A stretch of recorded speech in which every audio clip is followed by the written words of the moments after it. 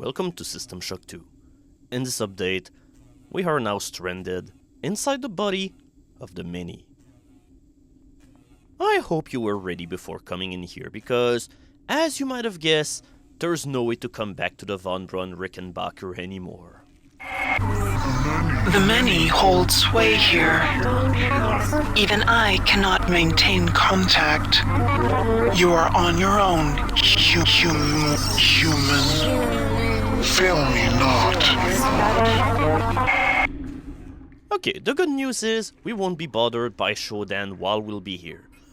But on the other hand, holy shit, where the hell are we? What is this thing?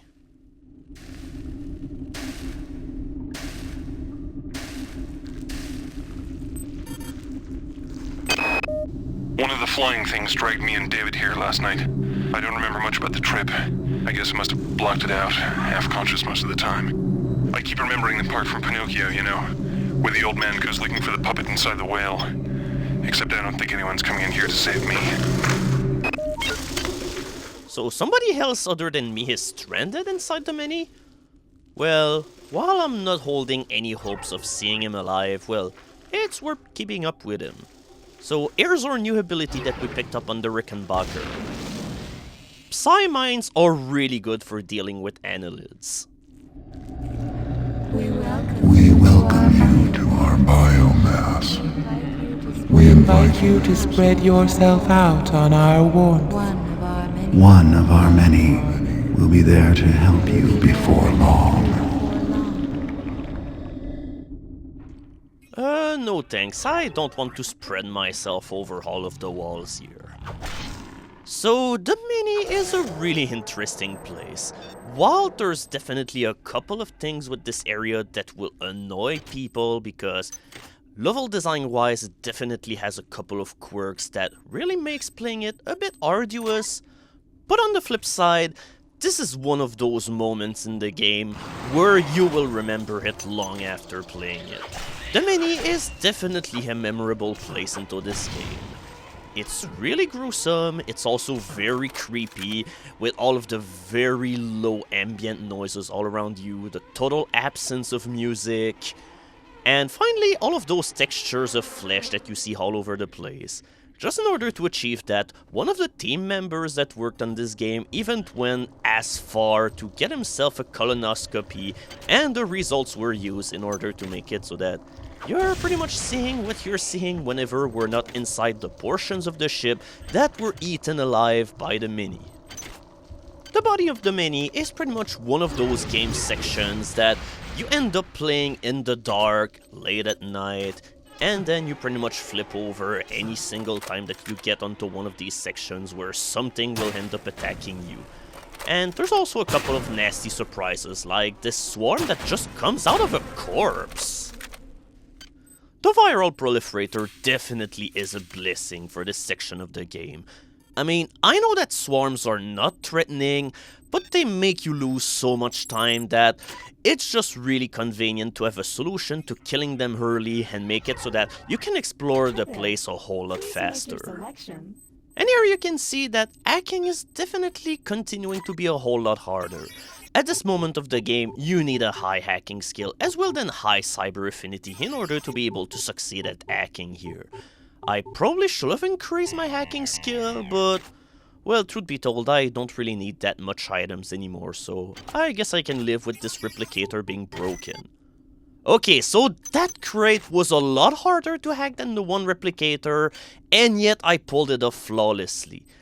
Honestly, this can be pretty annoying concerning the hacking minigame. No matter what the difficulty is, you never really know whenever things will go flawlessly or whenever you'll end up flailing like a fool. Even when the chances of failing to hack a node are 15%.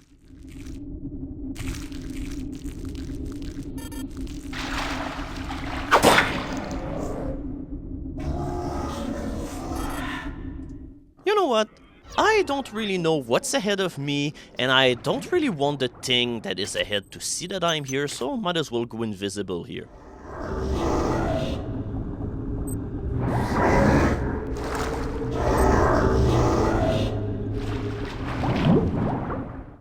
interesting that while Korinchkin definitely had a kind of human voice, this Psyreaver just has really animalistic noises. And yeah, I'm not gonna kill this Psyreaver yet because I'm gonna use him in order to demonstrate the weapon that we picked up on the Rickenbacker whenever we'll finally be done researching it. Now I'm convinced that this many, as it calls itself, indeed has a centralized nervous system, which means it would have to have some kind of centralized control. To this end, I've gathered as many weapons as I could and stashed them in caches. One of the beasts discovered a cache and apparently mistook it for food. It simply brought it into the crunching room.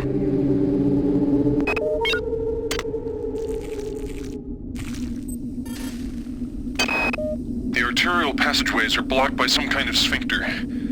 I followed the nerves that threaded out of the walls from the blockage. They lead to a pair of nerve clusters. When the passageways open, the cluster seems to contract. Conversely, I wonder if I was able to destroy both clusters. It would open the blockage permanently. I'm anxious to see the rest of this beast.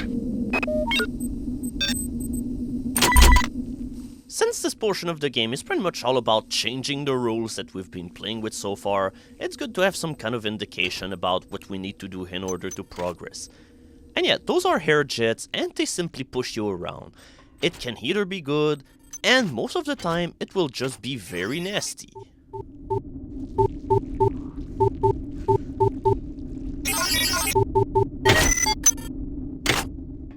Also, as you explore the body of the many and all of the sections of the Rickenbacker and the Von Braun which were eaten by the many, you'll also find a whole lot of chemicals lying all over the place.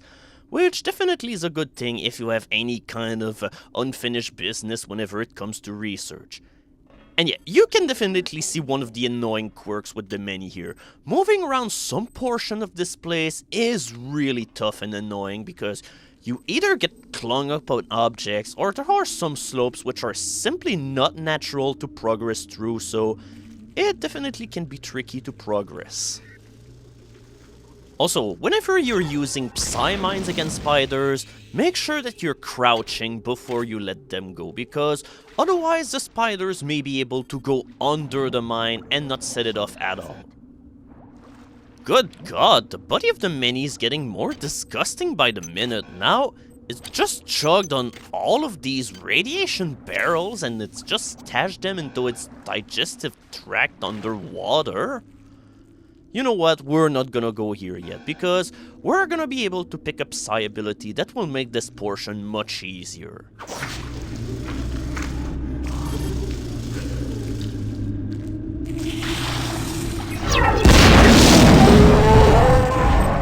Like that one song go, blow up the spider, shield yourself, and put a rumbler under your control.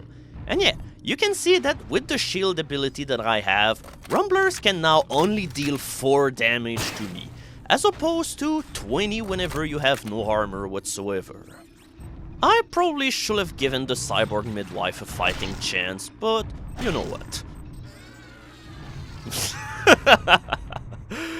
This ability is amazing. There are lots of drawbacks to playing Psionic, but if you stick with it long enough, it eventually pays off. I mean, I pretty much can kill rumblers in 1 or 2 hits. In fact, earlier on the Rickenbacker, I was able to one-shot rumblers thanks to my Psi Boost implant. And that is, hands down, the most efficient way of killing them, outside of the assault rifle. And by the way, just as a warning, exotic weapons for the most part are terrible to deal with rumblers. And yeah, this is the sphincter that Prefontaine has talked about into his email. We cannot open it because we need to destroy the nerve clusters that control it first.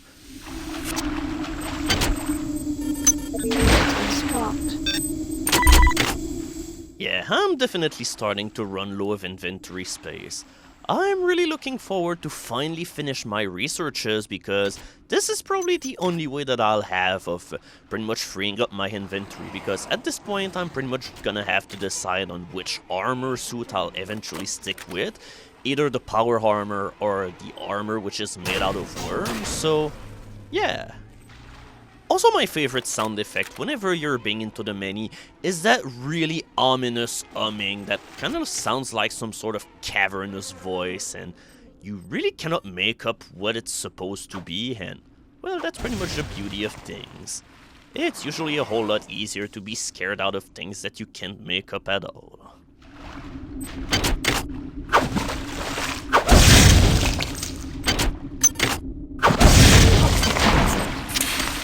Shield deactivated.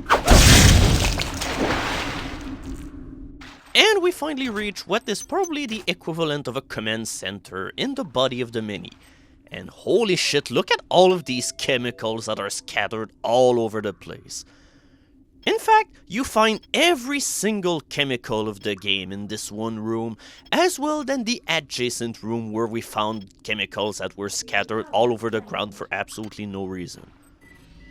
And for most players, this energy recharge station will pretty much come as a blessing because I didn't cover it earlier into the Rickenbacker videos for some reason, but there are no energy recharge stations at all on the Rickenbacker, which is kind of baffling considering that it's supposed to be a military ship and yet it doesn't even have the most basic convenience items in order to help you, and yet we're stuck in the middle of nowhere and here we have everything that we need, including vending machines. Also, for some reason, you're hearing the swarm sound effect here, but good luck trying to figure out where the swarm is, because I surely cannot find them at all.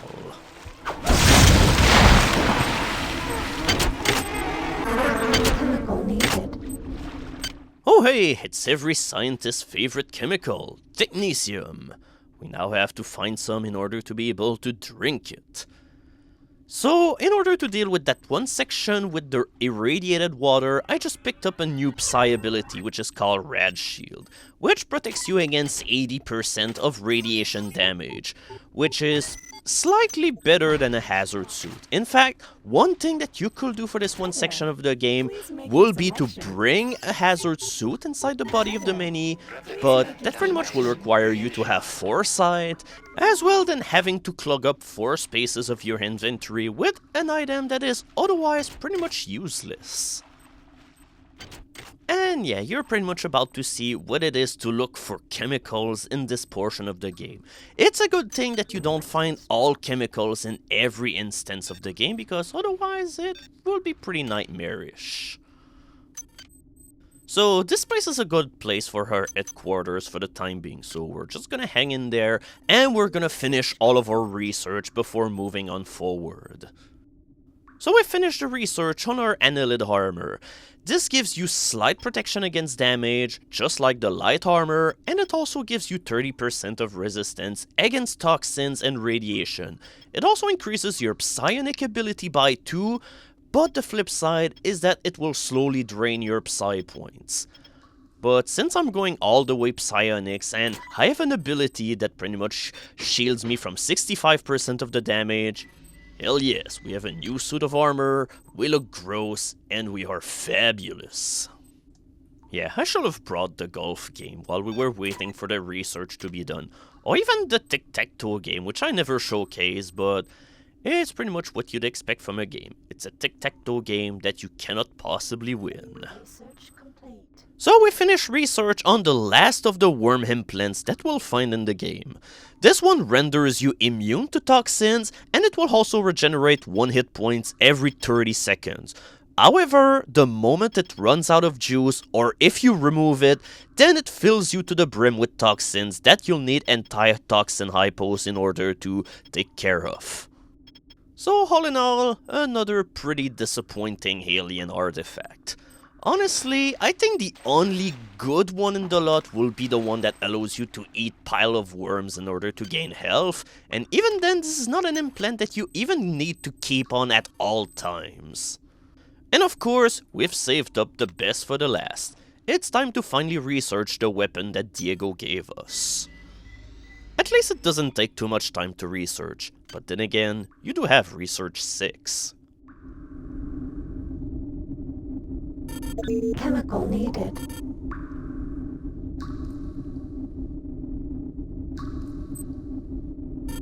Research complete. And that's it! We've researched every single item in the game. And yeah, this weapon works pretty much the same way than the viral proliferator does, as in it has an anti-human mode and an anti-aniline mode. But this one is definitely different. And the first thing that you notice is that in addition of having needed 6 points of research and 6 points of exotic weapons, you also need 3 points of strength and agility in order to equip it. I mean, isn't that enough requirements already? Also, the description of the weapon tells you what the beakers are good for, but isn't it a little bit late to tell you that? So yeah, that's the last weapon of the game, and it certainly isn't a looker, but we'll try to make it nicer with mods. The first mod will increase the clip size to 18 worms, and the second one will double the speed of the projectiles. So all in all, this is a weapon that is made out of worms, that you must collect worms for, and that shoot worms at things that are coming alive from worms. I kinda give up on how everything works. Now, we'll have some time to test out this weapon pretty soon, but before we do so, we gotta take a dip into the radioactive water. Radiation shield has activated. This portion of the game is just mean, because, well, you've collected anti-radiation hypos for pretty much the entire game, and that's pretty much where you'll use every single one of them. The machine mother cannot help you inside the biomass. Hazard. Her coldness is not welcome within the warmth of our flesh. At least the underwater navigation per se is pretty gentle, because you can hold your breath for pretty long before you start taking damage. There's no instances where you'll have to be overly paranoid about your air supply. Instead, it's the radiation which is the main problem. But this is why we have radiation shield. And to cap it off, we also have an armor that protects me against 30% of radiations. So I guess that radiation protection just caps off to a certain amount, because I can still take damage. Whoops, that's not the right way. I keep getting lost in this underwater section, even though that there's only like 2 paths that you have to take. It's not a maze or anything. They're very gentle about this for the most part. But this is the one portion about this section which is not kind at all. There's absolutely no staying ground for where you can be safe, and finally, the water in this portion is highly radioactive. Even with all of my protection, I'm still slowly building up a whole lot of radiation. And without the radiation shield, you can see that my radiation meter was increasing a whole lot faster. When you don't have any protections against radiation, this one section is very messy. More so considering that you also need to focus on destroying the nerve cluster, which is over here. So 1 down, 1 to go. Radiation hazard.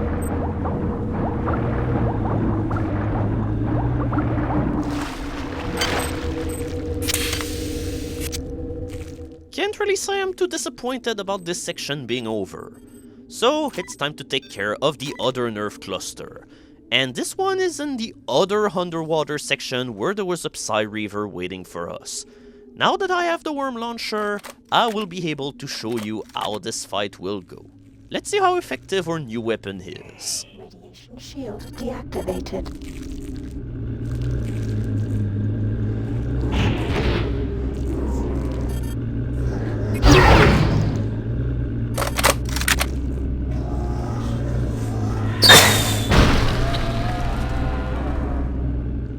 So yeah, that is the Annelid launcher in a nutshell, or the worm launcher.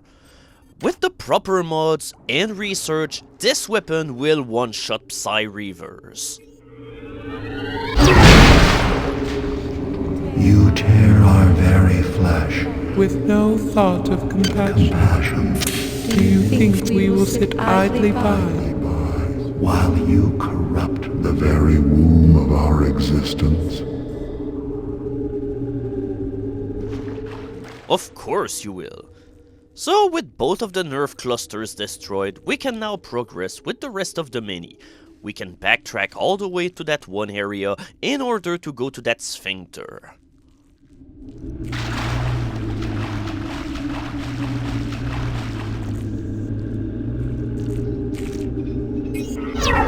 Shield activated. You seek your associates, but you cannot find them. You are so very alone. How does it feel To be one, against the infinite? Yeah, the worm launcher definitely doesn't work as well against the cyborg midwives, but at this point I have so much ammo that it doesn't matter. I'm pretty much just gonna use the worm launcher against everything.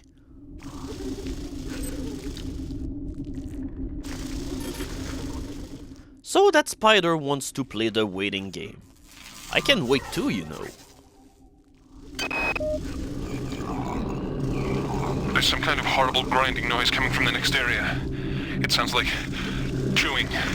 I think I know what's happening here. This is some kind of digestive tract of a very, very large animal. I go back and forth between being fascinated and terrified. The creatures are a remarkable discovery.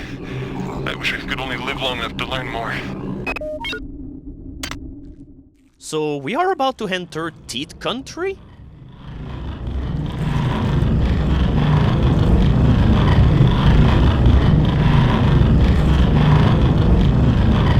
Holy shit, this place is loud!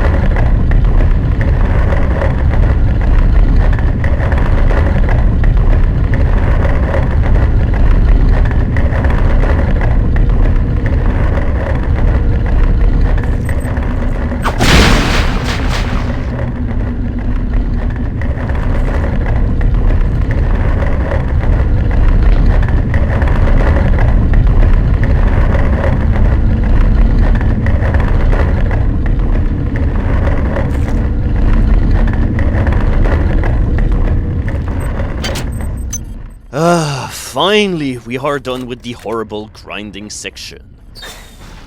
And yeah, the worm launcher is kind of decent against rumblers, but nothing more. we feel you moving inside of us. The sensation is repulsive. You call it repulsive, I call it fun. Woo! I gotta say, I both love and hate those jet streams. Hopefully you'll be able to see why I hate them a little bit later, because they can become a major pain. And yeah, concerning the section with the teeth that we just went through, there was also this one thing that I missed about it, because there were some cyber modules that you have to fall all the way down in order to get, and truth be told, I didn't want to go down because it's just annoying to climb out of that place. Also, one other thing that you probably noticed concerning the worm launcher, apart from the fact that it runs out of ammo really fast, but yeah, the projectiles on this gun home in on enemies, which definitely make... Okay, you can see now why I hate the jet streams. It's very easy to kill yourself with them, provided that you just walk on one of them and, well, things just happen to be bad. But yeah, in overall, the worm launcher is not really that good against rumblers, considering that you have to use anti-human mode against them because they're hybrids in some way, and finally, it only deals double damage to them, so even with a fully upgraded worm launcher, you'll still need to shoot them something like 4 or 5 times. Which is problematic considering that when this weapon is unmodded, you can only shoot twice with it before you can reload it. This is one of the big problems with the worm launcher. It eats ammo like crazy.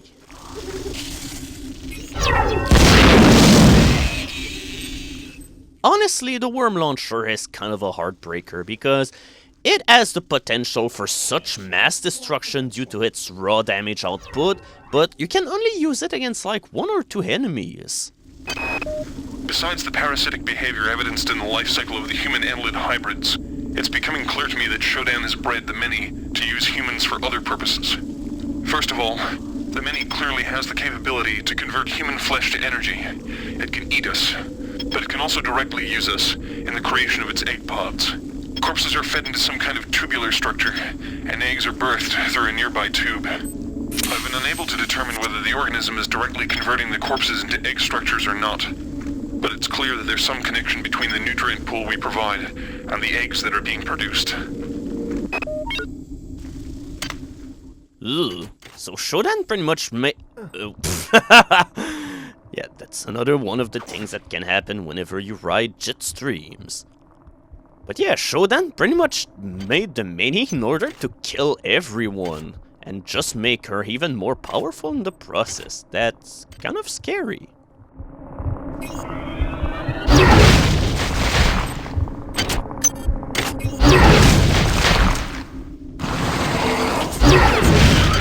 Okay, I swear to God, I didn't jump on that pile of worm by accident, so yeah, coordination is a very hard thing.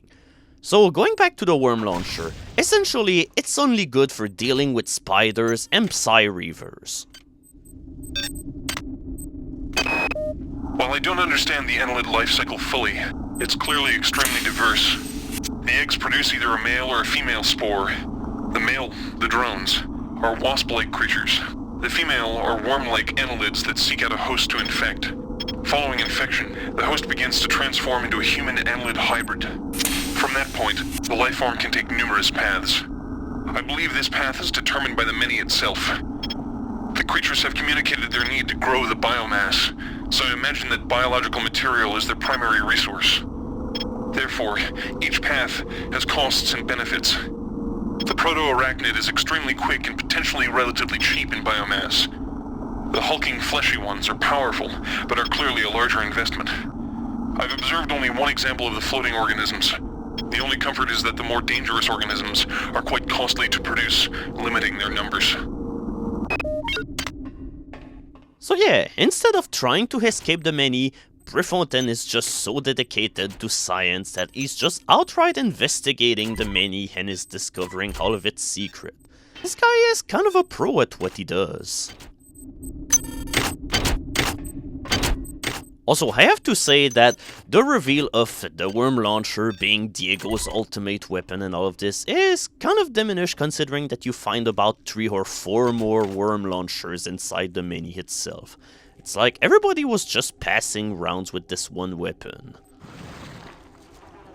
Now, you probably could also kill swarms with the worm launcher, but that will require you either shooting at walls, or make it so that you shoot an enemy where the swarm will appear, ideally the eggs, but most of the time I just prefer looting the eggs in order to get all of their contents, because you never know when you'll stumble on a Psi organ. With that said, if you don't care... God, will this swarm eventually die or something? Yes, sometimes killing swarms with the viral proliferator can actually be quite a challenge. But in the end, if you don't care about looting the eggs, you probably could just shoot at eggs using the worm launcher and outright nuke everything with only one shot. But then again, the viral proliferator can also do that, and for far cheaper. But hey, you'll have homing projectiles. God damn it, I swore that I would not make fun of the worm launcher that quickly. Honestly, right now I kinda feel bad because the worm launcher isn't all that awful, but in order for it to have been a worthy endgame weapon, it would have needed to be more used against a wider array of targets, for instance rumblers, because this weapon is way underpowered against those enemies, and therefore you'll probably want to either use the assault rifle or the grenade launcher. But if it was a little bit more powerful, then this weapon would have been awesome and would have warranted all of the trouble that you needed to go through in order to be able to use it.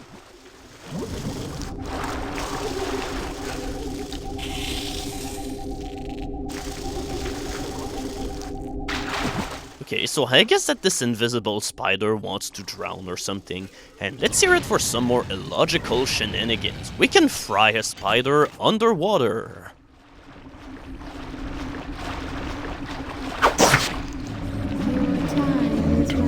Your time is running out. This place is a womb where we grow our future. Your weapons fail. Your ammunition runs low.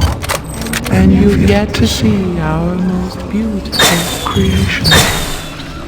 All you have is your hatred and your individuality. Now don't you wish you joined us? Would you then feel so alone?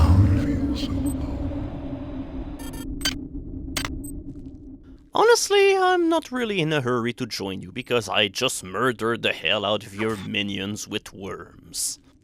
Also, I wonder why you get such this dramatic speech from the many, considering that this path only leads to an optional area where you get to find a whole lot of lootable bodies, as well as more eggs that for the most part contain a million of swarms, or the occasional worms that you need to whip into submission. I don't really need the healing glands anymore, but then again, it's discoveries like this that makes it so that looting the eggs is still useful, because who knows whenever I'll finally need the Psi organs.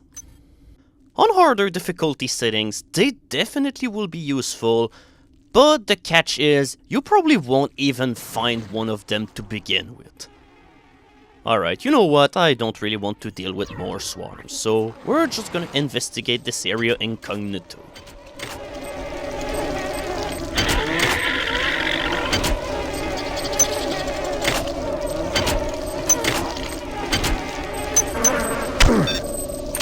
So these worms can bite me even though I'm invisible? Well, truth be told, it bumped onto me by accident, but at this point this worm probably just has a sixth sense or something. Alright, who's laughing now? It is you who has become invisible from the living people of this world. So, with that said and done, it's time to backtrack all the way to the central room where there was a jet stream earlier. There's only one path left, and this is where we're gonna go. But before we do so, here's some more worms at our disposal. You know what, I may need more worms, but I just cannot touch a perfect number like this. It's gonna stay that way for the time being.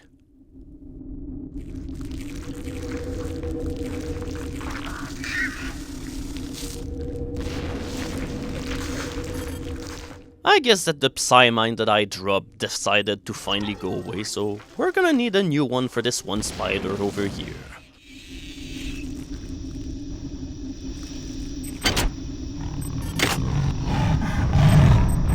here's a rumbler. Better shield myself from radiations. That's the solution to our problem. Okay, or that.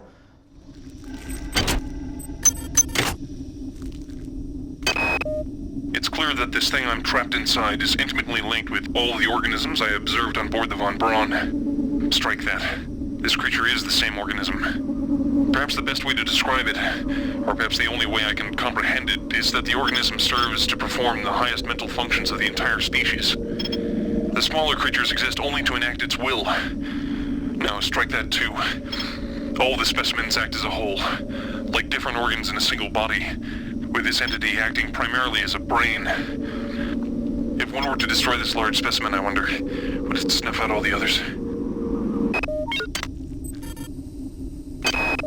With only a few short years of evolution, they've been able to conquer this starship, mankind's mightiest creation. Where were we after 40 years of evolution? What swamp were we swimming around in, single-celled and mindless? What if Shodan's creations are superior to us? What will they become in 1 million years, in 10 million years? What's clear is that Shodan shouldn't be allowed to play God. She's far too good at it. I guess that us destroying all of Shodan's creation won't be any kind of problem for her, considering that she probably can just recreate another kind of alien to take all over the world and make sure that they stay loyal to her. So, we've reached this one point. This is the point of no return, and make sure you fully explore the menu before you go here, because there is no way you're going all the way back up here, because you might be thinking, this jet stream probably will be able to lead me all the way back up there, but I will show you why this is something that you should completely forget.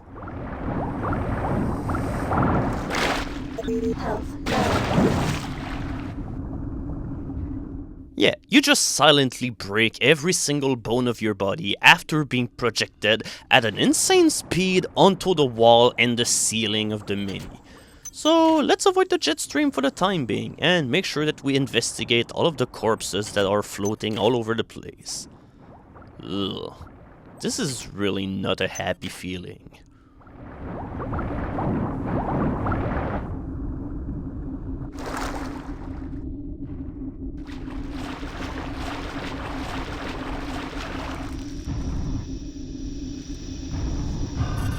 Just in case that you wondered where the Psi Reavers had gone, well, here they are again. And it's fitting because this is the final stretch of the mini. And fittingly enough, this is also the hardest part of the entire game. So we're gonna listen to this one audio log, but let's make sure that we're not distracted. We'll have them fight each other, and while they're duking it out, time to listen to what Prefontaine has to say. I'm being taken away now. It's my turn. I'm being dragged into some kind of chamber. The ceiling is aligned with a number of panels, bristling with what appear to be stalactites or teeth. The creature's put me down now. He's leaving. Might it be spared? What's going on? It's dark in here. I can hear the moans of someone. Claudette? Is that you? I seem to have stepped into something soft, slippery. The stalactites.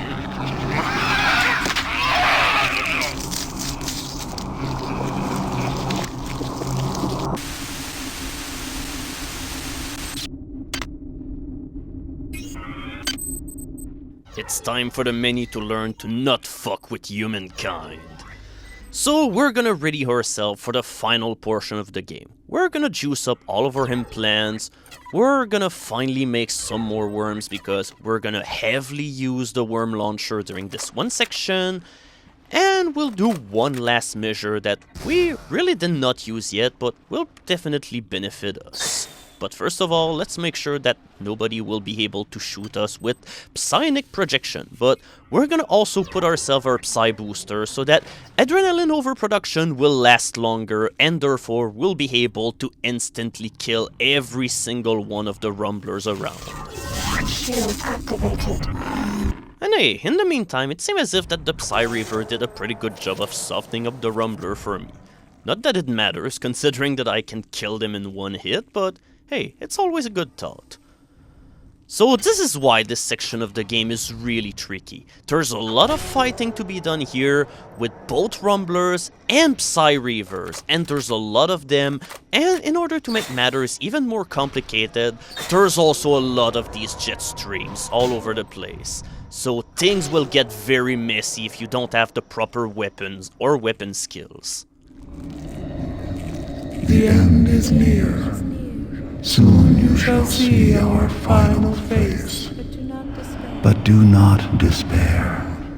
Surely the void is preferable to your pointless, solitary struggle.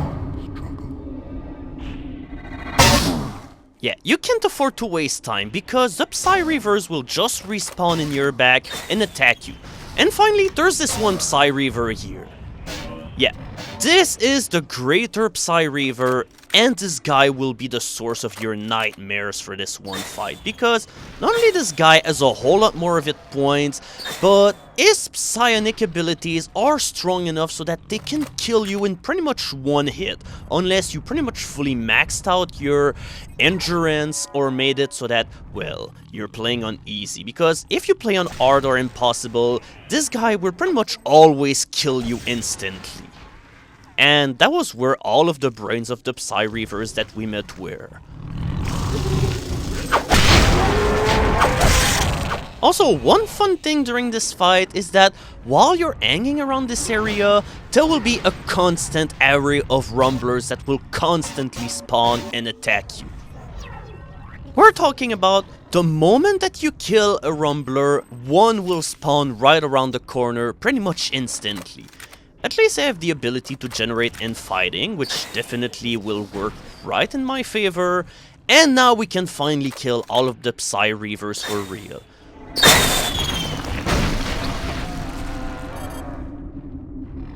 Okay, the greater Psi-Reaver is dead, and therefore there's nothing to fear from him anymore. And I'm not really sure where did this rumbler go, but yeah, see what I mean with the rumbler respawn rate being incredibly fast? So with all of the threat negated, we can finally take on the mini.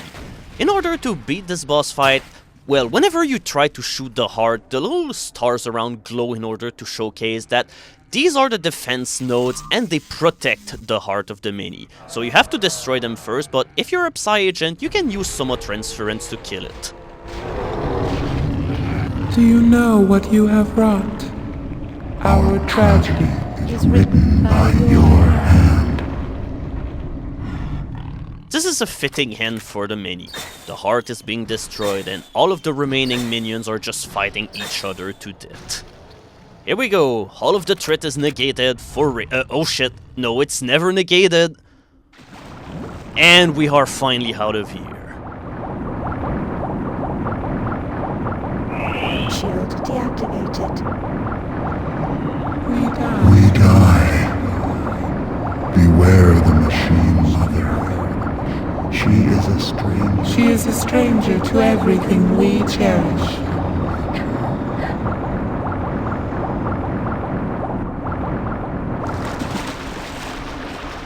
Okay, it's really good that the many are dead and all of this, but there's still one big question that remains. Where the hell are we going now?